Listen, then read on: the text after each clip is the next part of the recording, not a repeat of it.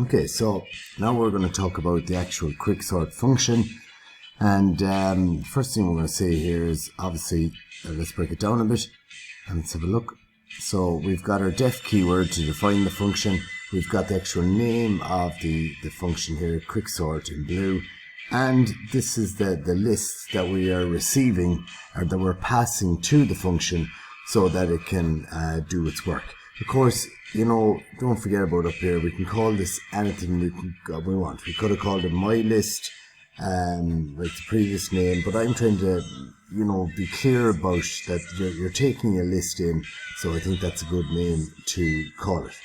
Next thing we do is we create 3 empty lists, and this is the whole essence of the quicksort. So you find out what the pivot is, or you identify the pivot, and then based on the pivot, you split up things based on putting things that are smaller than the pivot into the left list, things that are equal to the pivot in the middle list, and things that are bigger than the pivot in the right list.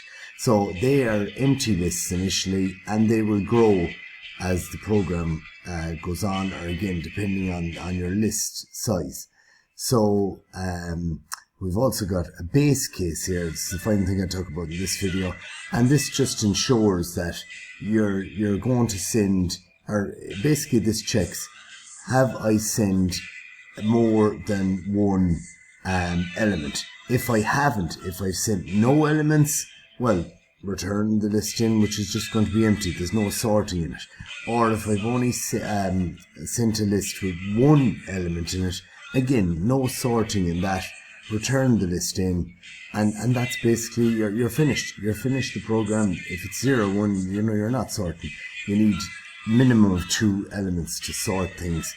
And also a final note here, so I put nice brackets around list in here. There was no need for that, but again, that's personal opinion. You could just simply have said return list in. So the next video, or look, we might as well go on to it here now to get the pivot. So in each of the lists that you have, so starting off with the initial list and any list from that's broken down after that, the pivot is always got by identifying the last element in the list. So quite simply here you say, write your list in, and here's your square brackets for list indexing, and you're going to say whatever the length of the list is, take away 1 to find the final element, and store that in the pivot. So basically here, my list starting off had all these numbers in it, and the index 0, index 7, that's how they count. But of course there's 1, 2, 3, 4, 5, 6, 7, 8.